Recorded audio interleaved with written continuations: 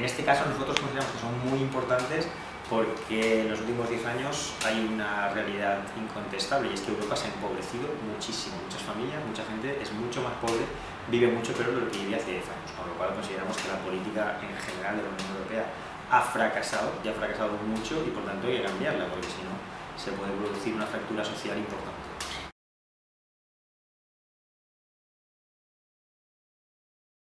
A ver, ahí la Primavera Europea juega con una situación ambivalente, ¿no? Por un lado, somos partidos y plataformas que no hemos formado parte de las estructuras de poder que son las culpables de la situación en la que hay ahora y por tanto creo que eso nos beneficia.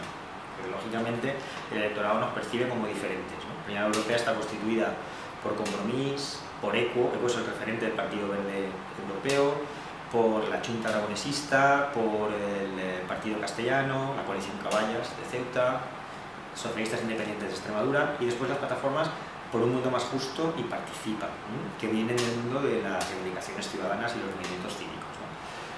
Aparte de eso hay otros grupos más pequeños, los Verdes de Villena, Demos Más, Més Mallorca, que también están dando apoyo a Primavera Europea. Por lo tanto, nosotros compaginamos. Por un lado, hay gente con experiencia en la administración, con experiencia en las instituciones, en mi caso, por ejemplo, ¿no? Soy alcalde y otras personas que forman parte de la coalición, y también tenemos ese contacto con las plataformas de ciudadanos que estaban indignados, muy molestos con la política institucional. Eso nos beneficia porque somos una alternativa, pero nos presentamos de forma diferente. Todos los candidatos hemos sido elegidos en elecciones primarias, creemos en la democracia participativa y la aplicamos. Y por otra parte es un hándicap porque las estructuras comunicativas normalmente se centran mucho en los grandes partidos institucionales, ¿no? El Partido Popular, el Partido Socialista, a los que dan muchísima más cancha y más posibilidades de darse a conocer entre la ciudadanía. No obstante, nosotros trabajamos pues, con medios más modestos, pero con las alternativas, utilizando las redes sociales, por ejemplo, que yo creo que han cambiado mucho la forma de hacer las campañas políticas y todavía no sabemos hasta qué punto.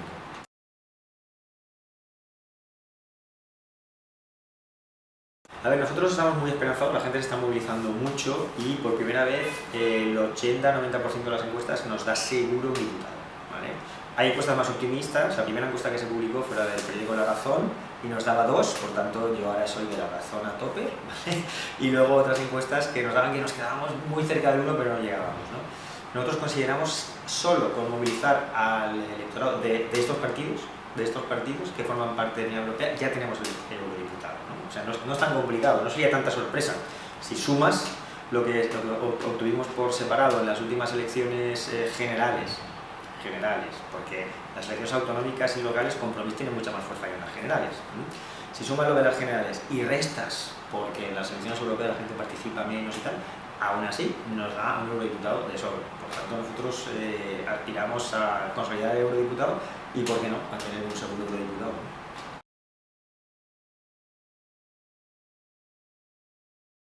El auge de la extrema derecha y también de los partidos antieuropeístas en muchos países de Europa es una demostración más del fracaso de la política de la Unión Europea, ¿no? Para mí hay dos síntomas importantes de ese fracaso, ¿no? Primero, la abstención, el problema de que la abstención sea muy grande. Eso quiere decir que la gente no siente estas elecciones como algo suyo, es decir, no hemos creado la ciudadanía europea, primer problema. Y segundo problema, mucha gente está tan descontenta con la política social, con los recortes, con el fracaso de las instituciones, que ha decidido refugiarse en partidos extremistas, básicamente de extrema derecha, ¿no? El auge que está teniendo en Grecia, en Francia o en Hungría, yo creo que son muy preocupantes, ¿no? De verdad que nosotros hacemos un diagnóstico muy duro de la situación de Europa. Vemos la fractura política y social muy próxima y nos parece que los que están dirigiendo la Unión Europea se están comportando de una forma totalmente irresponsable y no están teniendo en cuenta lo que está pasando, ¿no?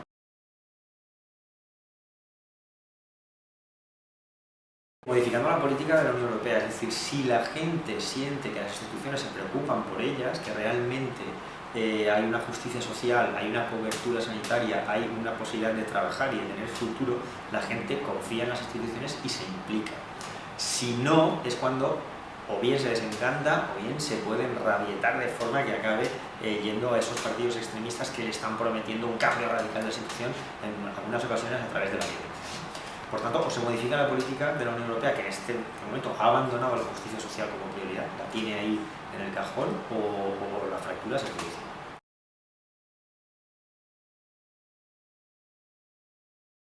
Yo creo que los políticos tenemos que dar la cara, ¿vale? Aunque sea para que nos la rompan, pero hay que dar la cara porque estamos al servicio de la ciudadanía y eso va en el contrato, ¿vale? El jugador de fútbol sabe que le pueden silbar en el campo y eso va en el contrato, ¿no? Pues un político tiene que dar la cara porque trabaja para la ciudadanía y responde delante de la ciudadanía.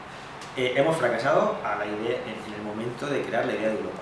Hemos fracasado amplísimamente y no hemos conseguido que la ciudadanía se implique y sienta Europa como suya. Y la culpa no es de los medios de comunicación, es de los políticos.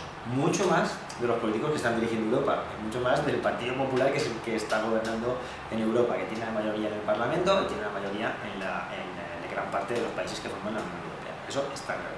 Pero los demás también tenemos culpa, porque no hemos sabido ilusionar y llegar a la gente y explicarle que muchas cosas cotidianas se deciden en Europa, ¿no? Por tanto, bueno, los medios de comunicación también es verdad que no prestan tanta atención a lo que se hace en Europa, pero ¿cuántos eurodiputados valencianos, por ejemplo, españoles en general, representantes del Estado español,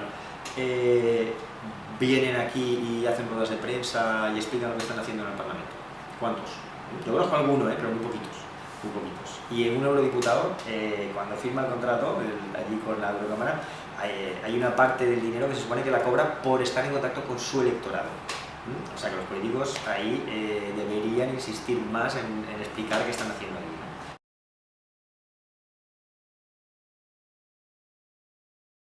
A ver, el tema de los sueldos de los políticos es un tema muy sensible. Realmente, yo creo que no es un tema fundamental de la crisis, pero sí que es un tema moralmente importante, ¿vale? Entonces yo creo que primero todos los políticos deberíamos hacer público nuestro sueldo. Yo lo he hecho siempre, mi nómina se puede buscar en internet, yo cobro 2.500 euros netos al mes como alcalde y a partir de ahí la gente podrá criticarme o no, pero sabiendo los números reales, ¿no? El sueldo de un eurodiputado, desde nuestro punto de vista, es muy alto, son más de 6.000 euros y es un sueldo muy alto. Eso no quiere decir que haya que pegarle un recorte y dejarlo en 2.000 euros, porque con eso en Bruselas y con el nivel de vida que hay y sin tener seguridad social que se tiene que pagar cada eurodiputado no se puede vivir, ¿vale? Por tanto hay que rebajar el salario, pero tampoco vamos a hacer aquí demagogias de que cobraremos 1.000 euros y con eso tal, porque es que no es posible. El sueldo mínimo en México son 1.500 euros. Por tanto, pues habría que dejar un sueldo aceptable para que el eurodiputado esté bien pagado, porque es un trabajo de mucha responsabilidad, pero yo creo que una rebaja en el salario de los eurodiputados sería muy bien vista por parte de la ciudadanía y entendería que los políticos también sufren la crisis o por lo menos se hacen cargo de lo que está pasando otra gente. Nosotros tenemos una cuota dentro de Compromís, nosotros pagamos el 10% del salario bruto, va directo al partido, para la organización. Así nos subvencionamos, no subvencionamos, sino que tenemos ingresos y no tenemos que depender de eso externo. Como mínimo ese 10% va a ir a las tareas del partido, ¿no?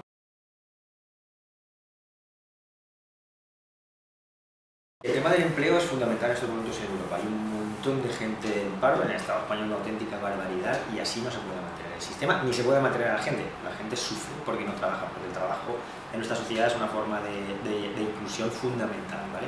Nosotros cuando decimos la economía verde no es que planteemos una alternativa, sino que vemos que es la única, es el único camino para salir del estancamiento en el que está la economía, ¿no? La economía verde lo que implica es dejar de apostar por monocultivos como el pelotazo urbanístico, dejar de apostar por un tipo de producción masiva. No vamos a vender más automóviles, hay que mantener la industria tranquilamente, con un crecimiento tranquilo, incluso un estancamiento, para mantener puestos de trabajo, para producir, pero no vamos a vender muchos más millones de automóviles, ni vamos a vender muchos más millones de casas.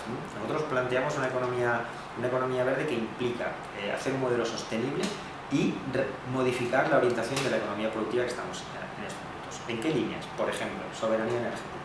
Hacer un gran plan para recuperar la apuesta por las energías alternativas. Apostamos por una reconversión del sistema energético, una apuesta muy fuerte por las energías renovables, solar, eólica, etc. Apostamos por un trabajo intensísimo en el reciclaje de residuos y en el tratamiento de los residuos, que en estos momentos, sobre todo en el sur de Europa, es una aberración. Todavía estamos con el modelo del siglo XIX del vertedero, que prácticamente no se recicla prácticamente nada y destruye una barbaridad de terreno. Y ahí hay muchísimo trabajo. Y es trabajo no especializado también, porque no vamos a ofrecer solo una salida para la gente que está formada. Mucha gente que no estaba formada, que trabajaba en la construcción y necesita un trabajo. Y hay muchísimos puestos de trabajo también en la mejora de la construcción. Nosotros llamamos la re/construcción, es decir, todo ese pelotazo urbanístico que se hizo en su momento, todos estos edificios públicos que tenemos, hay que trabajar por su eficiencia energética, por su seguridad. Eso implica aislamiento, implica reforma, implica puesta en valor del patrimonio. Es todo un trabajo con el sector de la construcción reconvertido, no a las grandes empresas del pelotazo que hacían urbanizaciones en medio de la montaña y se cargaban el territorio, sino a las empresas que trabajan por la calidad de la edificación, ¿no?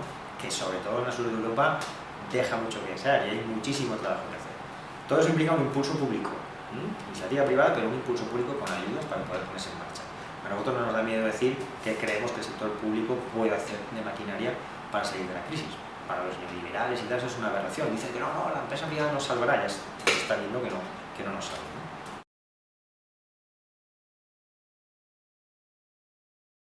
En estos momentos las desigualdades dentro de la Unión Europea son muy fuertes. La protección social en Austria es la que yo quiero. No quiero la de Rumanía, ni siquiera quiero la de España, quiero la de Austria. ¿Vale? Las ayudas a las energías alternativas, yo quiero las de Alemania. La seguridad social, yo quiero, etcétera. Es decir, la protección de la mujer y la igualdad de la mujer, quiero la de los países del norte y no quiero la de los países del sur, que todavía está en una situación muy lamentable, ¿no? Por tanto, Europa camina hacia ciudadanía europea y va obligando a los países a tener legislaciones muy parecidas, o esa fractura entre ricos y pobres o entre diferentes concepciones y tal se irá ampliando y la ciudadanía europea no se constituirá. Nosotros consideramos que es prioritario porque si eso no funciona, Europa deja de tener sentido, ¿no? Europa de momento lo único que ha constituido es el euro, ¿vale? Y algunas normativas y tal, pero muy poca cosa en común, ¿no? Y eso va lastrando el proyecto